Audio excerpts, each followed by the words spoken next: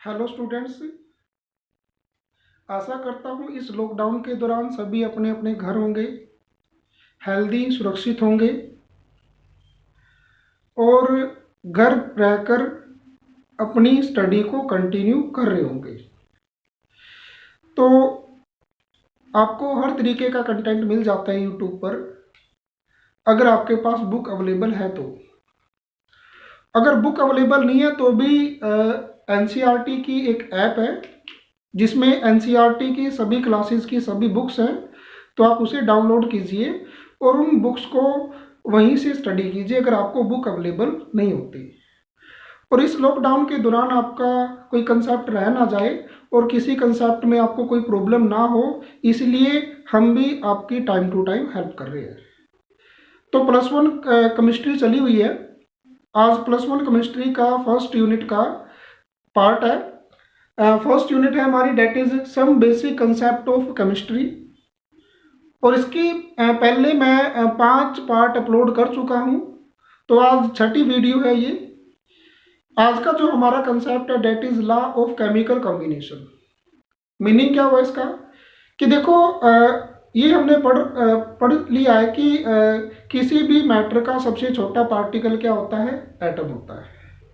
और atom atom आपस में मिलके क्या बनाते हैं, मॉलिक्यूल बनाते हैं। इसका मतलब है कि केमिकल प्रोसेस में, केमिकल चेंजेस में एटम भी हो सकते हैं और मॉलिक्यूल भी हो सकते हैं। एक रिएक्शन के अंदर दो चीजें होती हैं, रिएक्टेंट्स होते हैं और प्रोडक्ट होते हैं। तो रिएक्टेंट्स आपस में रिएक्ट करते हैं ताकि क्या बने, प्रोडक्ट। तो यानी कि जो रिएक्टेंट्स है वो एटम भी हो सकते हैं और मॉलिक्यूल भी हो सकते हैं जिनसे हमें प्रोडक्ट मिलता है। तो 17वीं सेंचुरी के आसपास साइंटिस्ट इस रिसर्च में लगे हुए थे कि जो केमिकल्स आपस में कंबाइन करते हैं, जो एटम या मॉलिक्यूल्स आपस में कंबाइन करते हैं, उनका बेसिक क्या है, वो क्यों कंबाइन करते हैं, उनको कंबाइन करने में कौन कौन से रूल्स अप्लाई होते हैं। दो चीजें आपस में कंबाइन कर जाती है लेकिन डिफरेंट, कहीं और देखा कि कुछ और चीजें कंबाइन नहीं कर पाती, तो इसका बेसिक क्या है। तो वो उन्होंने 5 लॉ बनाए इसको समझाने के लिए, इस टॉपिक को समझाने के लिए, जिन्हें बोलते हैं law of chemical combination. First law है law of conservation of mass. Second है law of constant composition. Third है law of multiple proportion. Fourth है लॉ ऑफ रेसिप्रोकल प्रोपोर्शन। और फिफ्थ है Gay Lussac law of combining volume.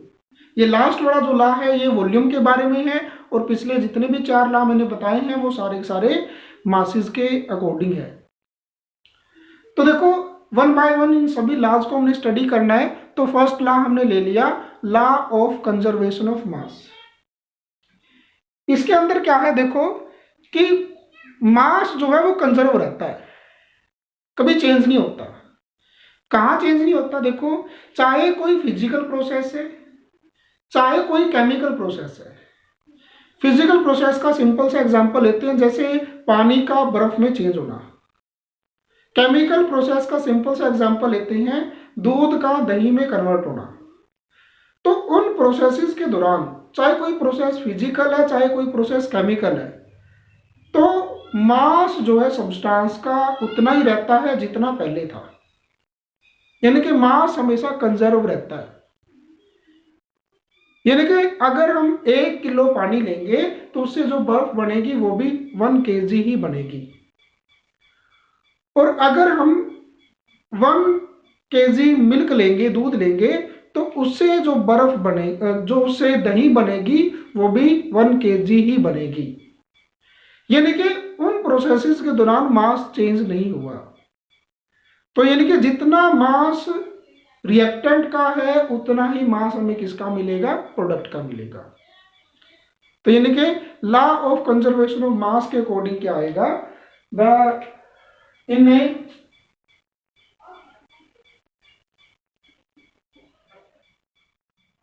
Physical और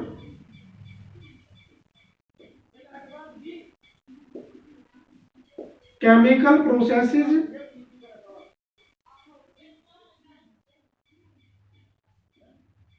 the mass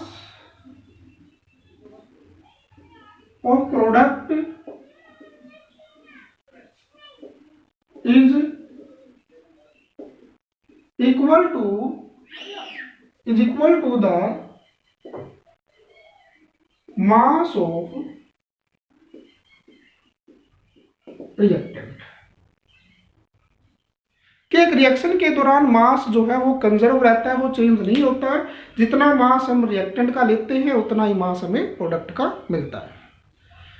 इस law को दिया था एंटोनी लैवोजियर ने, जिसे फादर ऑफ केमिस्ट्री भी बोलते हैं, क्योंकि उसने बहुत सारी डिस्कवरीज की थी, बहुत सारे इन्वेंशन की थी उसने। ऑक्सीजन की डिस्कवरी भी उसी ने की थी, तो इसलिए एंटोनी लैवोजियर को फादर ऑफ केमिस्ट्री बोलते हैं। तो देखो इसमें क्या है कि सब्सटेंस का मास चेंज कब नहीं होता, जब सब्सटेंस या तो कोई नया सब्सटेंस ना बने और कोई सब्सटेंस डिस्ट्रॉय ना हो। सब्सटेंस का कोई भी पार्ट ना तो डिस्ट्रॉय हो या रिएक्शन के दौरान कोई नया सब्सटेंस उसके अंदर ऐड ना हो, यानी कि तभी बोलते हैं कि जो मास है वो क्या रहेगा, कंजर्व रहेगा। क्योंकि मान लो अगर मास कुछ डिस्ट्रॉय हो गया तो प्रोडक्ट का मास कम हो जाएगा, अगर मास कुछ उसमें ऐड हुआ, कोई सब्सटेंस आके ऐड हो गया उसके अंदर, तो मास जो है प्रोडक्ट का वो ज़्यादा हो जाएगा। तो इट मीन्स एक रिएक्शन के दौरान मास जो है वो चेंज नहीं होता। तो इसीलिए इस लॉ को एक नाम और दे रखा है, that is law of indestructibility of matter. कि एक रिएक्शन के दौरान जो मैटर है वो इनडिस्ट्रक्ट रहता है, वो डिस्ट्रक्ट नहीं होता, मतलब कि डिस्ट्रॉय नहीं होता, ना ही वो बनता है। यानी कि in a reaction this law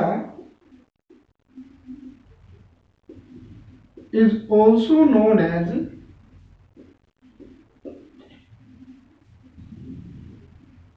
law of indestructibility of matter।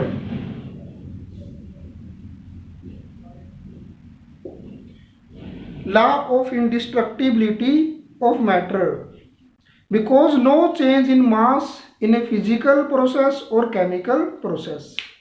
यानी कि matter can neither be created nor be destroyed, यानी कि बिकॉज हम इसका रीजन लिखेंगे in a process matter can neither be created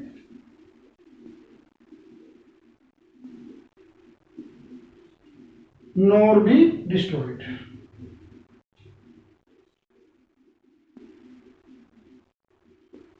इसलिए इसको बोलते हैं law of conservation of mass या फिर law of indestructibility of matter. इस लॉ को प्रूव किया था लैंडोल्ट ने। एक लैंडोल्ट ट्यूब है,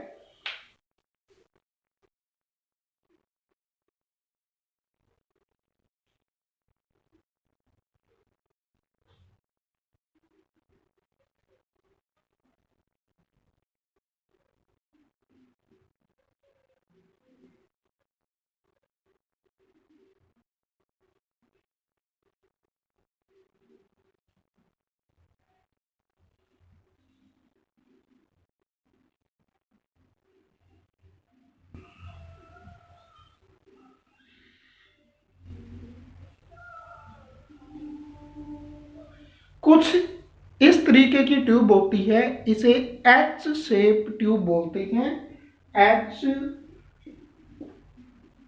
शेप्ड ट्यूब लैंडोल्ट ट्यूब है ये। इसकी दो लिंब है, एक ये वाली और एक ये वाली, दो लिंब है इसकी। देखो क्या किया इसके अंदर, इसकी पहली लिंब में सिल्वर नाइट्रेट को पानी में घोल के डाल दिया, यानी कि यहां पे है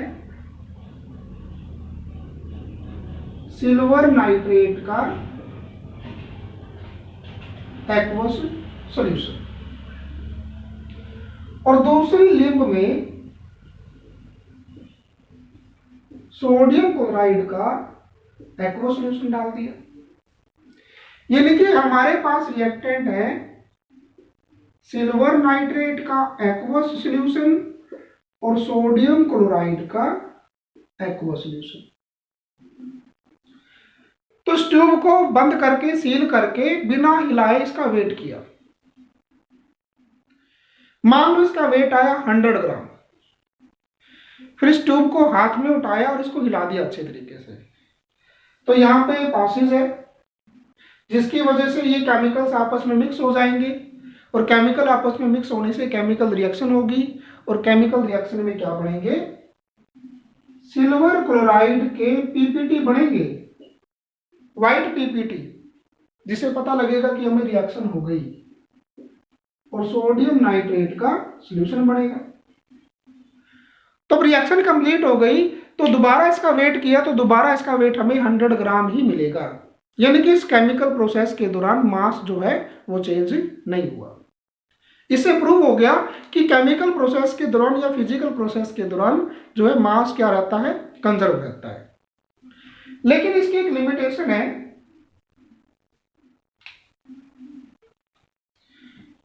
कि जैसे जो भी कंबशन वाली रिएक्शन होती है, लिमिटेशन है इसकी एक